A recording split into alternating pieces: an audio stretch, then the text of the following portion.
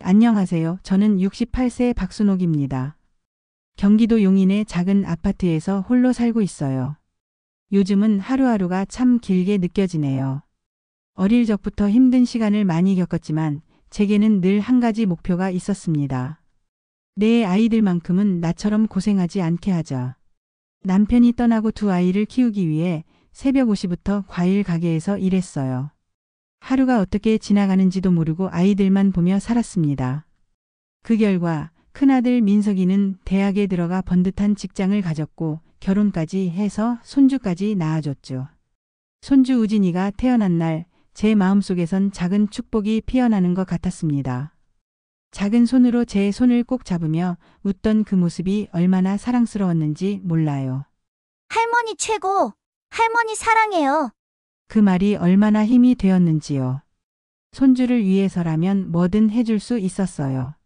매주 주말마다 우진이를 데리고 공원에 가고 좋아하는 과자를 직접 만들어 주던 그때가 참 행복했죠.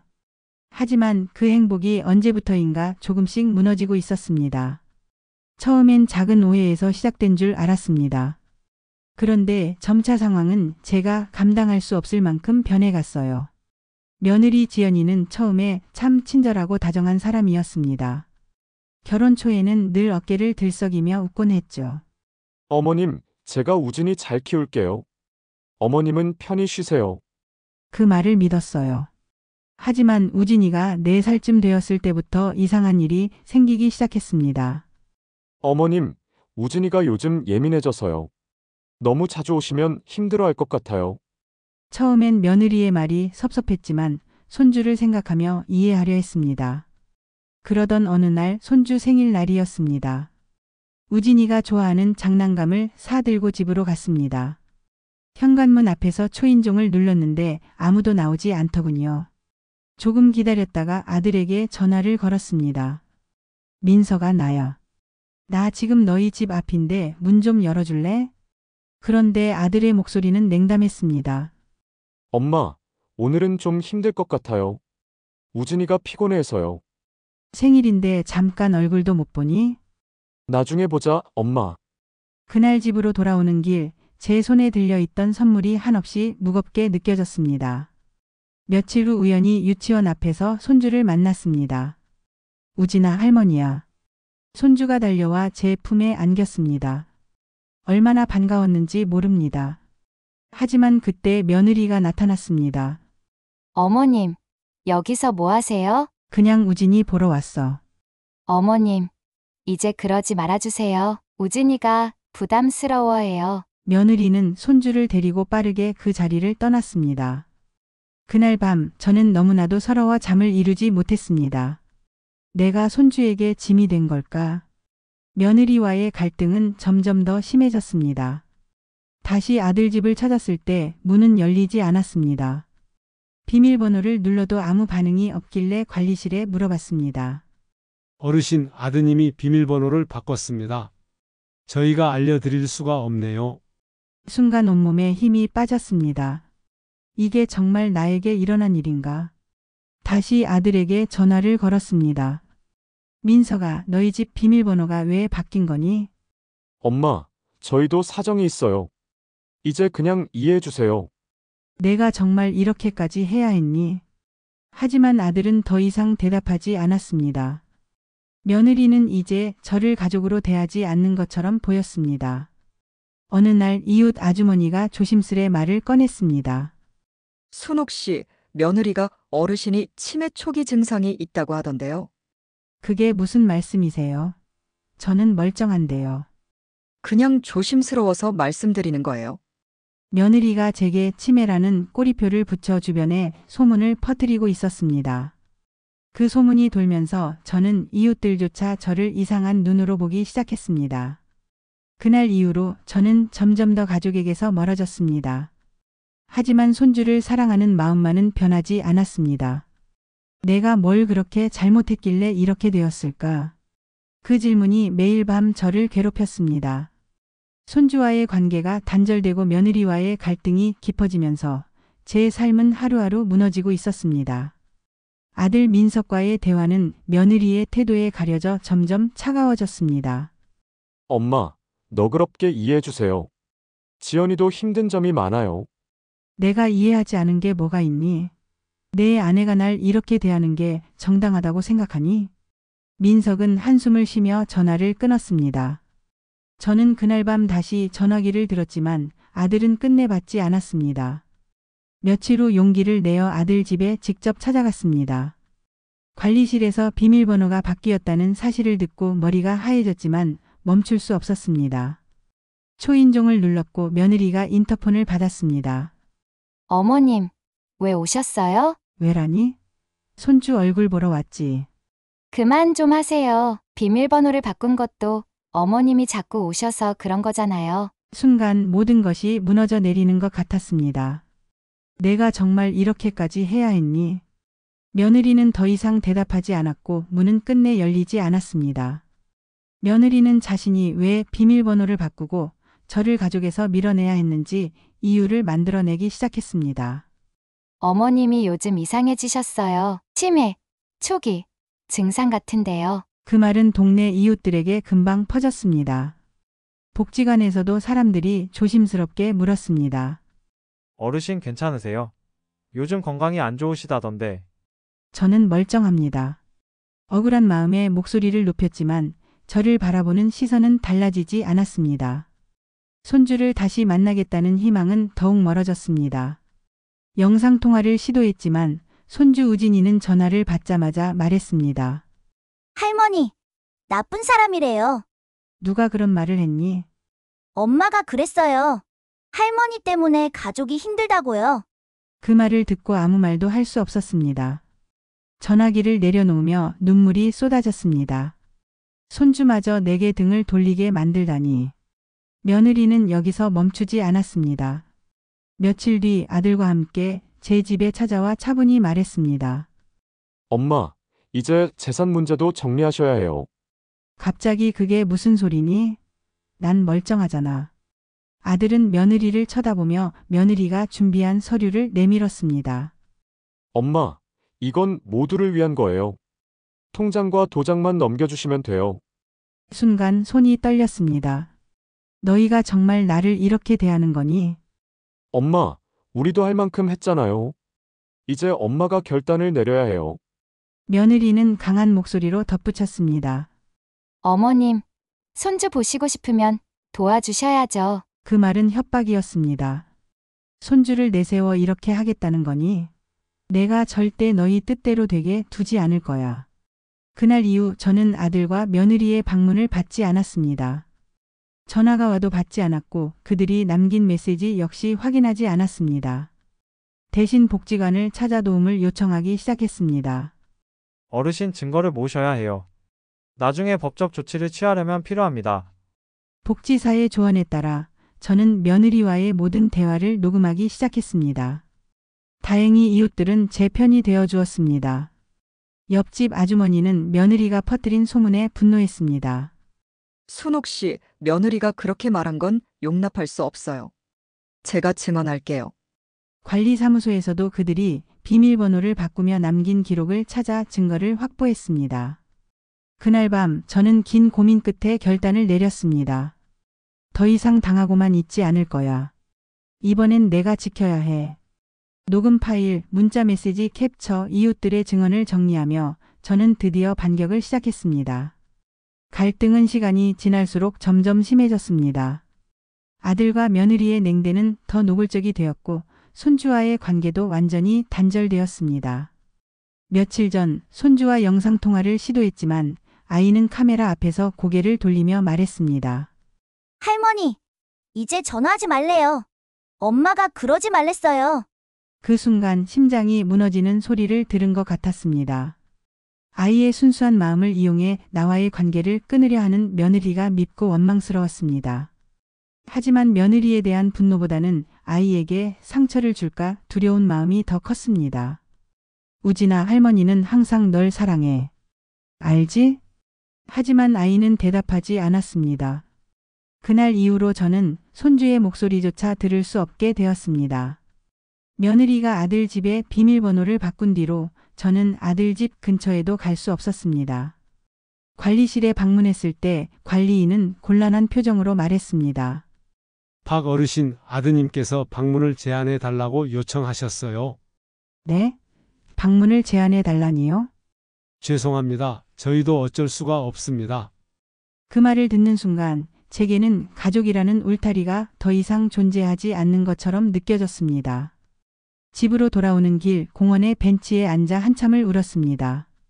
내가 이 가족에게 짐이 된 걸까? 아니면 며느리가 날 이렇게 몰아세우는 걸까? 며느리는 단순히 나를 가족에게서 떼어놓는데 그치지 않았습니다. 그녀는 내가 치매 초기 증상을 보이고 있다는 소문을 동네에 퍼뜨렸습니다. 복지관에서 만난 직원이 조심스럽게 말했습니다. 어르신 요즘 기억력이 좀 약해지신 건 아니죠? 아니요. 저는 멀쩡합니다. 아, 그럼 괜찮습니다. 혹시라도 불편한 점 있으면 말씀해 주세요. 그들의 걱정 섞인 눈빛은 내 마음을 더욱 무겁게 만들었습니다. 며느리가 날 이런 식으로 몰아가고 있구나. 내가 이렇게까지 당해야 하는 이유가 대체 뭘까? 며칠 뒤 며느리가 아들과 함께 제 집을 찾아왔습니다. 이번에는 집안 곳곳을 뒤지며 도장과 통장을 강제로 찾으려 했습니다. 민서가 내가 정말 이럴 수 있니? 내가 내 아들이 맞니? 엄마, 우리도 어쩔 수 없어. 엄마가 협조해 주시면 문제 없잖아요. 문제라니? 너희가 나한테 이런 식으로 나오면서 가족이라고 할 수 있니? 며느리는 비웃으며 말했습니다. 어머님, 손주를 보시려면 이제 선택하셔야죠. 어머님이 현명하지 못하면 아이도 고생합니다. 그 말을 듣는 순간 모든 감정이 터져 나왔습니다. 손주를 이용해 나를 협박하겠다는 거니? 너희는 정말 가족이 맞니? 그날 밤 저는 침대에 앉아 깊은 고민에 빠졌습니다. 더 이상 이렇게 당하고만 있을 수는 없어. 이제는 내가 나를 지켜야 해. 복지관의 도움으로 변호사를 만났습니다. 박 어르신, 이건 명백히 심리적 학대와 협박에 해당합니다. 법적으로 대응하실 수 있습니다. 변호사의 말을 듣는 순간 저는 희망을 느꼈습니다. 증거를 모아야 한다는 조언에 따라 며느리와의 모든 대화를 녹음하고 문자 메시지를 캡처했습니다. 어머님, 제가 필요하면 언제든 도와드릴게요. 걱정하지 마세요. 복지사의 따뜻한 말은 제게 큰 위로가 되었습니다. 옆집 아주머니는 며느리가 퍼뜨린 험담에 대해 분노했습니다.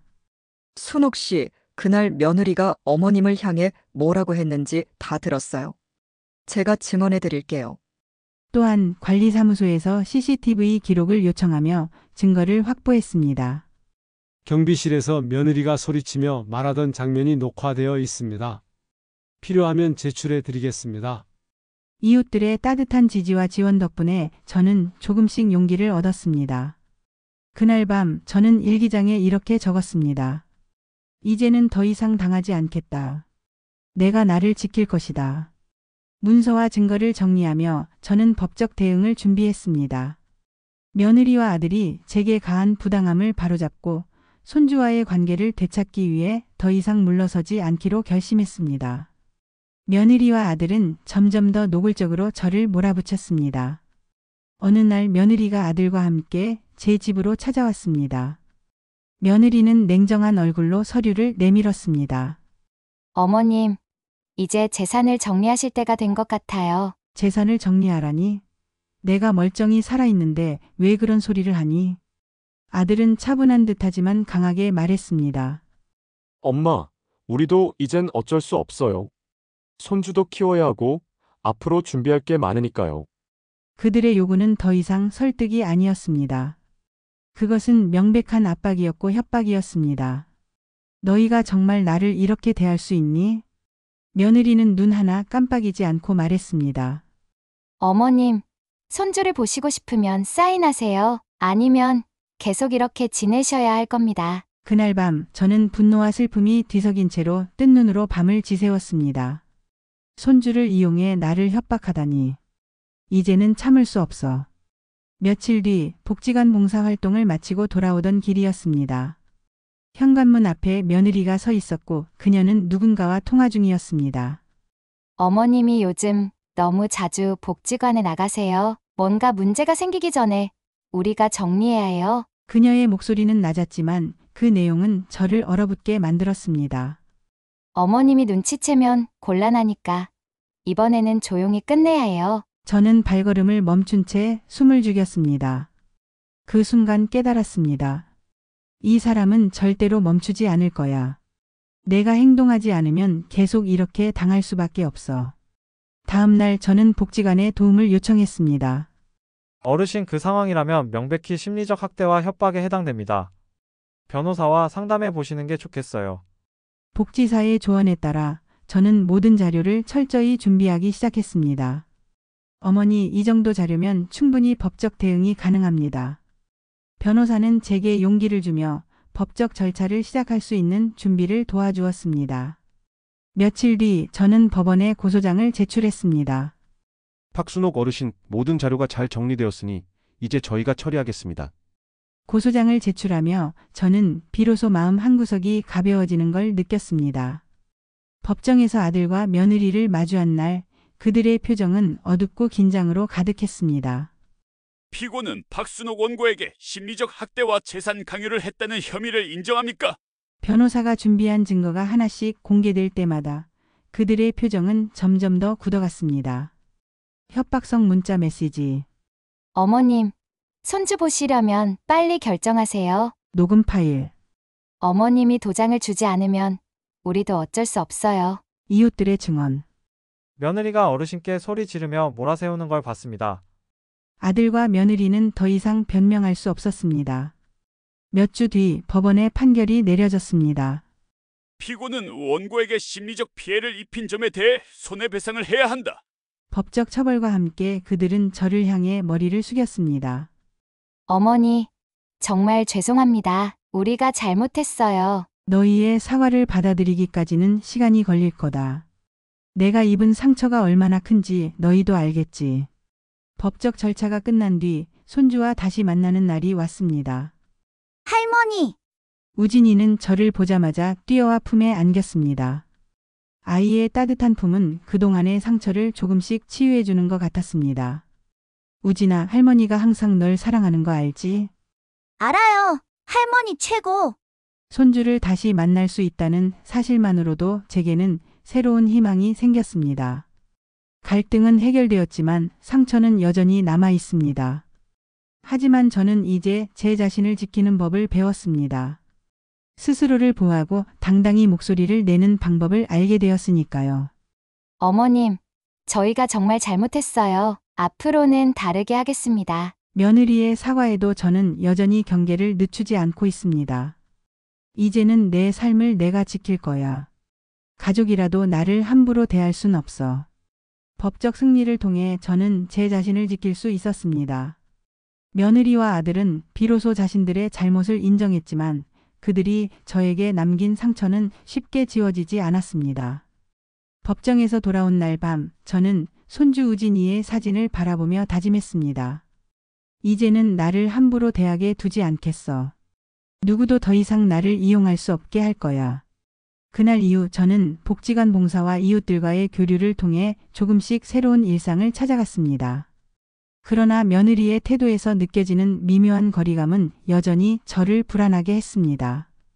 이제 멈춘 줄 알았는데 정말로 끝난 걸까?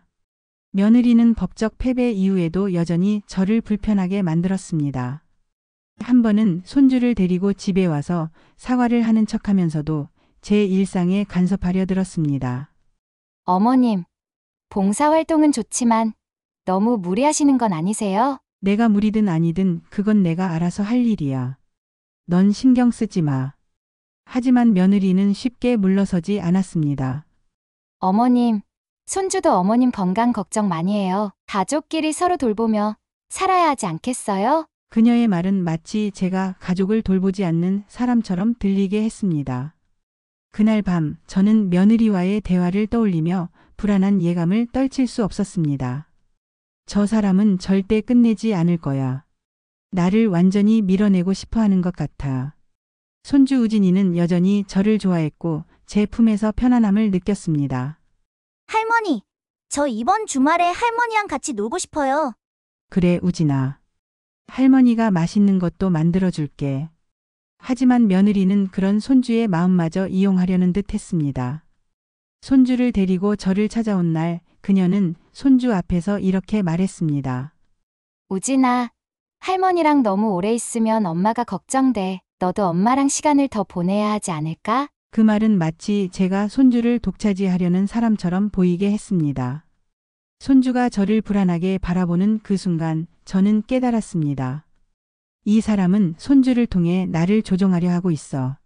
며칠 뒤 복지관 봉사를 마치고 집에 돌아왔을 때였습니다. 현관문에 들어서려는 순간 며느리와 아들의 대화를 엿듣게 되었습니다. 어머니가 이제 눈치 못 채셨겠지? 이번엔 더 조용히 해야 해. 조용히 끝내자. 어머니가 다시 법적으로 나설 수 없게 만들면 돼. 그들의 대화를 듣고 저는 몸이 떨렸습니다. 아직 끝난 게 아니구나. 이 사람들은 또다시 나를 밀어내려 하고 있어. 그날 밤 저는 변호사에게 다시 연락했습니다.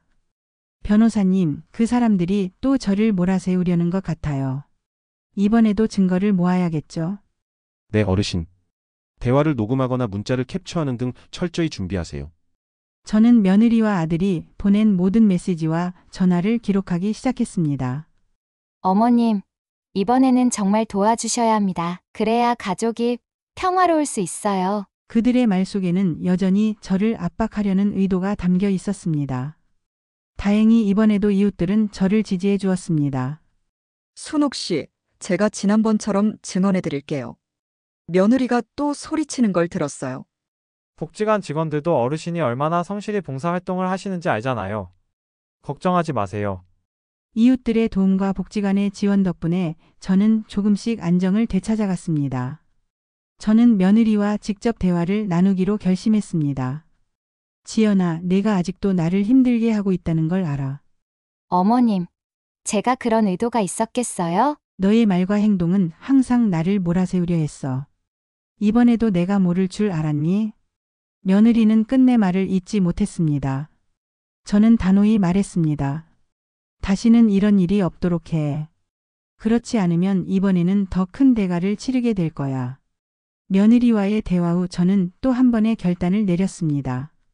이제는 나만의 삶을 살아야 해. 더 이상 이 싸움에 휘말리지 않을 거야.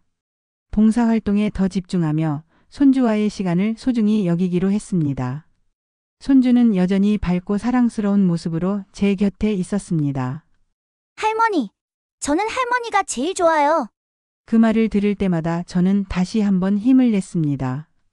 며느리와의 갈등은 해결된 듯 보였지만 여전히 그녀의 마음속에는 완전히 사라지지 않은 불신과 계산이 남아 있었습니다. 하지만 저는 이제 예전처럼 물러서지 않을 겁니다.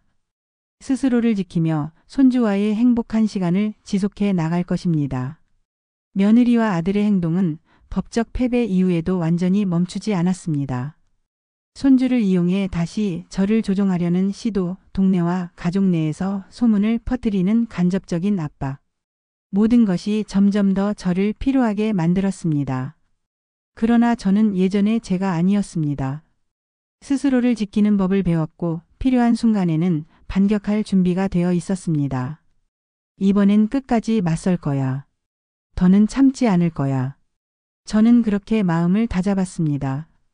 복지관은 제게 안식처와도 같았습니다. 그곳에서 저는 진정으로 저를 인정해주는 사람들과 교류할 수 있었고 사회적 활동을 통해 자존감을 되찾았습니다. 어르신 요즘 표정이 밝아지셨어요. 손주랑도 잘 지내시죠? 복지관 선생님의 따뜻한 말 한마디가 제 하루를 더 나아지게 만들었습니다. 저는 복지관의 가족 행사에도 손주를 데리고 참석하기 시작했습니다. 손주는 다른 아이들과 어울리며 활짝 웃었고 그런 손주의 모습을 보며 저는 잠시 모든 갈등을 잊을 수 있었습니다. 할머니, 여기서 또 놀고 싶어요. 그 밝은 목소리는 저를 지탱해주는 힘이었습니다. 그러나 며느리는 여전히 저를 완전히 놓지 않았습니다. 한 번은 손주를 데리고 집으로 찾아왔는데 그날 그녀는 다시금 저를 몰아세우려 했습니다. 어머님, 봉사활동도 좋지만 가족과의 시간을 더 생각해 주시면 좋겠어요. 내가 어떻게 내 시간을 쓰든 그건 내 선택이야. 너는 내 일에만 신경 써. 그녀의 태도는 변하지 않았습니다. 어느 날 손주가 울며 제게 말했습니다. 할머니, 엄마가 저보고 할머니랑 너무 자주 놀지 말래요. 순간 마음이 무너져 내렸습니다. 이 사람이 손주의 순수함을 또 이용하려 하고 있어. 며느리가 여전히 저를 밀어내려는 계획을 세우고 있다는 것을 확실히 알게 된 것은 며칠 후였습니다. 현관문 밖에서 그녀와 아들의 대화를 엿듣게 되었을 때 모든 것이 분명해졌습니다. 이번에는 어머니가 눈치채지 못하게 해야 해. 차근차근 진행하자. 그래, 다시는 법적 대응 같은 일이 일어나지 않게 확실히 마무리 짓자. 그들의 대화를 들으며 저는 분노와 슬픔이 동시에 밀려왔습니다. 법적으로 패배하고도 여전히 나를 몰아내려고 하다니. 저는 변호사와 다시 만나 모든 상황을 설명했습니다. 변호사님, 그 사람들이 또다시 저를 힘들게 하고 있습니다. 이번에도 대응할 방법이 있을까요? 변호사는 차분하게 대답했습니다. 네, 어르신. 이전보다 더 철저히 준비하면 됩니다. 모든 대화와 행동을 기록하고 증거를 남기세요. 저는 다시 한번 증거를 모으기 시작했습니다. 녹음 파일 현관에서 들었던 대화와 며느리의 모욕적인 발언을 녹음했습니다. 문자 메시지 며느리가 보낸 간섭과 협박의 내용을 캡처했습니다. 이웃들의 증언 며느리가 동네에 퍼뜨린 소문과 저를 헐뜯은 말을 이웃들이 증언해 주기로 했습니다. 며느리는 제가 다시 법적으로 움직이고 있다는 사실을 알게 되자 다급해졌습니다. 어머님, 저희가 너무 심했어요. 이제는 정말로 달라질게요. 그러나 이번에는 저는 흔들리지 않았습니다. 말로는 믿을 수 없어. 너희가 한 행동은 이미 너무 커. 이번에도 법이 판단하게 할 거야. 며느리는 사과를 반복했지만 그 뒤에서도 여전히 저를 조종하려는 흔적이 보였습니다. 며느리와 아들은 다시 법정에 섰습니다. 이전보다 더 강력한 증거가 제출되었고 이번에는 그들의 거짓말이 더 이상 통하지 않았습니다. 녹음 파일 증거. 어머니가 이번에도 눈치 못 채셨겠지? 차근차근 진행하자. 법정에 울려 퍼진 그 대화는 모든 것을 명확히 보여주었습니다. 이웃들의 증언.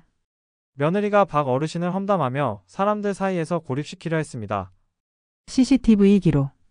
며느리가 제게 소리를 지르며 재산을 강요했던 영상이 공개되었습니다.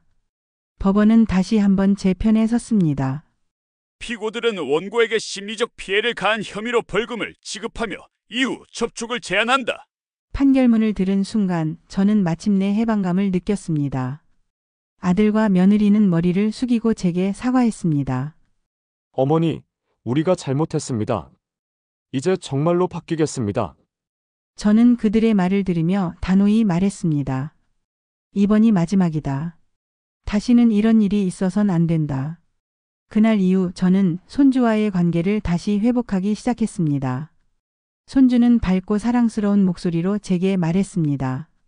할머니, 이제는 걱정 마세요. 제가 할머니랑 자주 놀게요. 그 웃음 속에서 저는 진정한 위로를 느꼈습니다. 복지관에서도 봉사활동을 이어가며 저는 새로운 삶을 만들어갔습니다. 박 어르신 요즘 더 활기차 보이세요. 봉사활동을 통해 사람들과의 교류는 제게 다시 살아갈 힘을 주었습니다. 갈등은 끝났지만 그 상처는 오래 남을 것입니다. 그러나 저는 이제 다시는 스스로를 잃지 않겠다고 다짐했습니다. 가족이라도 나를 함부로 대할 순 없어. 내 삶은 내가 지킬 거야. 며느리와 아들의 반복된 갈등 속에서 저는 2번이나 법적으로 맞서야 했습니다. 그들은 자신들의 잘못을 인정하고 사과했지만 마음 깊은 곳의 불신은 쉽게 사라지지 않았습니다. 이제는 제가 제 삶을 지키기 위해 결단을 내릴 수 있는 사람이 되었기에 그들의 말에 흔들리지 않았습니다. 손주 우진이는 다시 저를 찾아와 밝게 웃으며 말했습니다. 할머니, 이제 엄마랑 아빠도 할머니랑 사이좋게 지내자고 했어요. 아이의 순수한 말이 모든 갈등을 잠시 잊게 해주었습니다. 하지만 그들 사이에 남아있는 미묘한 긴장은 여전히 제 마음을 짓누르고 있었습니다. 갈등이 해결된 뒤 아들과 며느리는 달라지려는 모습을 보이기 시작했습니다. 엄마, 요즘 건강은 괜찮으세요? 필요한 건 없으세요? 민석이는 더 자주 전화를 걸어 제 안부를 물었습니다.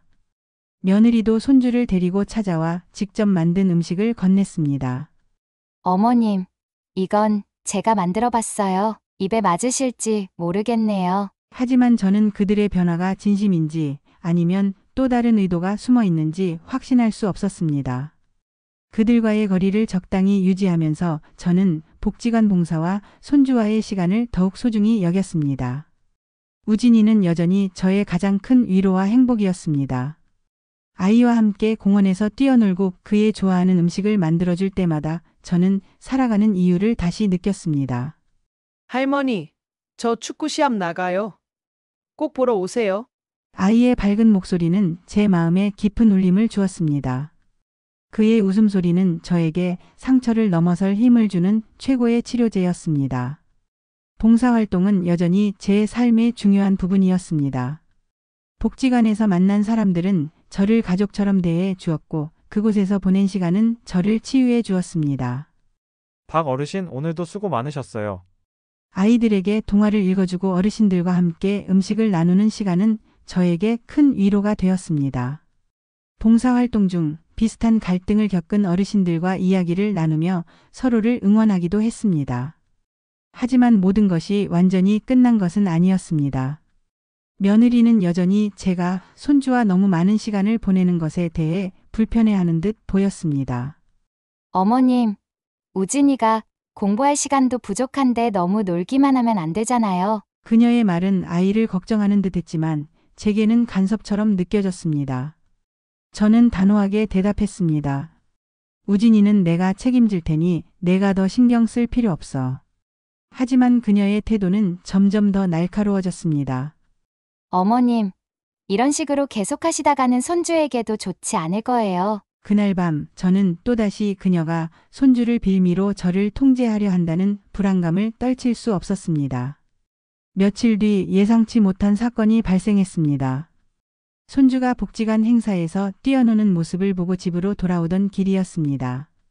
현관문에 들어서려는 순간 며느리의 전화를 우연히 엿듣게 되었습니다. 어머님은 정말 자기 멋대로세요. 손주까지 끌어들여서 자기 편을 만들려고 하시다니. 그녀의 목소리는 차갑고 단호했습니다. 이번에는 정말 확실히 정리해야겠어요. 손주도 어머님에게서 멀어지게 해야 해요. 그 말을 듣는 순간 저는 온몸이 얼어붙는 것 같았습니다. 내가 모든 걸 끝냈다고 생각했는데 다시 시작되는 건가? 그날 밤 저는 다시 변호사와 복지관에 연락을 했습니다. 어르신, 지금도 며느리의 행동이 지속되고 있다면 충분히 추가적인 조치를 취할 수 있습니다. 저는 모든 대화를 녹음하고 며느리가 한 행동을 기록하기 시작했습니다. 이번에는 손주와의 관계를 지키기 위해 제가 더 강하게 나서야겠다고 결심했습니다. 다시는 그들에게 내 삶을 흔들리게 두지 않을 거야. 손주와의 대화를 통해 저는 아이가 겪고 있는 혼란을 깨달았습니다. 할머니, 엄마가 제가 할머니랑 너무 자주 노는 걸 싫어하는 것 같아요. 우진아, 할머니는 항상 너를 사랑하고 지켜줄 거야. 걱정하지 마. 그의 순수한 눈빛을 보며 저는 반드시 이 상황을 해결하겠다고 다짐했습니다. 이번 갈등은 이전과는 또 다른 차원으로 다가왔습니다. 하지만 저는 더 이상 물러서지 않을 준비가 되어 있었습니다. 나를 지키는 것뿐만 아니라 손주를 위해서도 이 싸움을 끝까지 이어가야 해. 희망은 여전히 있었습니다. 복지관에서의 활동, 손주의 웃음, 그리고 저를 믿어주는 이웃들이 제게 큰 힘이 되었기 때문입니다. 할머니, 저랑 약속해요. 앞으로도 계속 같이 놀아요. 아이의 그 말은 저를 다시 앞으로 나아가게 하는 원동력이 되었습니다. 며느리와의 갈등은 더 이상 회복될 수 없는 지경에 이르렀습니다. 저를 향한 그녀의 간섭과 손주를 빌미로 한 압박은 끝없이 이어졌고 이번에는 그녀가 한 발 더 나아가 저를 완전히 고립시키려 했습니다. 저는 다시는 물러서지 않을 결심을 했습니다. 이제는 내가 나를 지키고 손주를 보호해야 해. 며느리는 제게 직접적으로 더 이상 오지 말라는 말을 하기 시작했습니다. 어느 날 그녀는 손주 우진이와 함께 제 집을 방문했지만 그 방문은 다정함과는 거리가 멀었습니다. 어머님, 솔직히 말씀드릴게요. 우진이 교육 때문에도 어머님이랑 거리를 두는 게 맞는 것 같아요. 교육 때문이라니? 내가 뭘 그렇게 잘못했기에 이런 말을 들어야 하니? 그녀는 차갑게 대답했습니다. 할머니랑 너무 자주 놀면 우진이가 집중하지 못해요. 저희도 가르칠 게 많거든요. 손주가 저를 슬픈 눈으로 바라보는 그 순간 저는 더 이상 참을 수 없었습니다. 내가 아이를 핑계로 나를 이렇게 몰아붙이는 건 이젠 용납 못한다. 며칠 후 우진이가 복지관 행사에 참석한 날 며느리와 아들의 대화를 우연히 엿듣게 되었습니다. 이번엔 진짜 어머니를 완전히 정리해야겠어. 도장과 통장 문제도 해결해야 하고. 어머니가 봉사활동을 계속 핑계로 다니는 것도 문제가 될 수 있어. 차라리 요양원 이야기를 꺼내는 게 나을지도 몰라. 그들의 대화를 들으며 저는 며느리가 다시 저를 몰아내려는 계획을 세우고 있다는 사실을 확신했습니다. 다시 시작이구나. 하지만 이번엔 내가 너희가 원하는 대로 당하지 않아. 저는 변호사와 복지관의 도움을 받아 다시 증거를 수집하기 시작했습니다. 녹음 파일 며느리와 아들의 대화를 몰래 녹음해 두었습니다. 어머니가 요양원에 가시면 우리도 편해지고 손주도 더 안정될 거야. 문자 기록 며느리가 보낸 위협적인 메시지와 손주를 볼 수 없게 한다는 경고를 캡처했습니다. 어머님, 손주를 보고 싶으시면 이번에는 정말 협조하셔야 할 거예요. 이웃의 증언. 옆집 아주머니는 며느리가 저를 험담하며 요양원 이야기를 꺼냈다는 증언을 약속했습니다. 며느리가 어르신을 정말 이상하게 몰아가려고 하더라고요. 제가 증언할게요. 며느리와 아들은 결국 다시 법정에 섰습니다. 이번에는 그들의 행동이 더 노골적이었기에 증거는 더욱 확실하고 명백했습니다. 녹취 증거. 어머니가 요양원에 가면 모든 게 해결돼. 법정에서 울려 퍼지는 그들의 목소리는 방청객마저 숨죽이게 만들었습니다. 이웃들의 증언. 며느리는 늘박 어르신을 험담하며 가족들에게서 고립시키려 했습니다. 법적 진술. 변호사는 강력히 주장했습니다. 피고인들은 원고를 심리적 학대와 협박으로 지속적으로 괴롭혀왔습니다. 법정에서 판사의 최종 판결이 내려지기 전 아들은 참지 못하고 울음을 터뜨렸습니다. 엄마, 미안해. 내가 잘못했어. 정말 내가 나쁜 아들이었어. 그의 눈물에 담긴 진심을 느꼈지만 저는 쉽게 용서할 수 없었습니다. 민서가 내가 나를 이렇게 만든 시간이 얼마나 긴 줄 아니? 단순한 미안하다는 말로는 다 치유되지 않아. 며느리 역시 처음으로 고개를 숙였습니다. 어머님, 제가 너무 욕심이 많았던 것 같아요. 잘못했습니다. 법원은 다시 한번 저의 손을 들어주었습니다. 피고는 원고에게 금전적 보상을 하고 앞으로 접촉 금지 명령을 따를 것을 명합니다. 그들의 얼굴이 굳어졌지만 저는 이제 자유로워졌다는 사실에 안도할 수 있었습니다. 판결 이후 손주와의 관계는 다시 예전처럼 돌아왔습니다. 우진이는 밝게 웃으며 제 품에 안겼습니다. 할머니, 이제 우리 마음껏 놀 수 있죠? 그 말에 저는 눈물이 날 뻔했지만 꾹 참으며 말했습니다. 그럼 우진아, 할머니가 항상 내 편이야. 복지관에서의 봉사활동을 통해 저는 다시 평온을 찾았습니다. 손주와 함께 웃고 다른 사람들과 교류하며 얻는 즐거움이 제 삶을 채워줬습니다. 박 어르신, 이제 얼굴에 걱정이 사라지셨어요. 이웃들의 따뜻한 말은 저를 더욱 행복하게 만들어 주었습니다. 이제 저는 더 이상 그들의 통제 속에 있지 않습니다. 스스로의 삶을 되찾았고 앞으로도 저를 위해 살아갈 겁니다. 가족이라는 이름으로 받은 상처는 깊지만 저는 더 강해졌습니다. 손주와의 행복한 시간을 지키며 저를 위한 삶을 살아갈 것입니다. 내가 이 모든 걸 견뎌낸 이유는 나 자신과 손주를 지키기 위해서야. 안녕하세요, 구독자 여러분. 오늘의 사연은 가족 간의 갈등 속에서도 꿋꿋하게 자신의 삶을 지켜낸 박순옥 어머님의 이야기였습니다. 가족이라는 이름으로 상처를 받을 때 우리에게 필요한 건 스스로를 사랑하고 보호할 용기입니다. 여러분은 가족과의 갈등에서 어떻게 대처하시나요? 비슷한 경험이 있다면 댓글로 나눠주세요. 여러분의 이야기가 또 다른 누군가에게 큰 힘이 될 수 있습니다. 오늘의 이야기가 마음에 와닿았다면 좋아요와 구독, 알림 설정까지 꼭 부탁드립니다. 다음 시간에도 깊은 감동과 공감을 불러일으킬 이야기를 들고 찾아오겠습니다. 여러분, 오늘도 행복하고 건강한 하루 되세요. 감사합니다.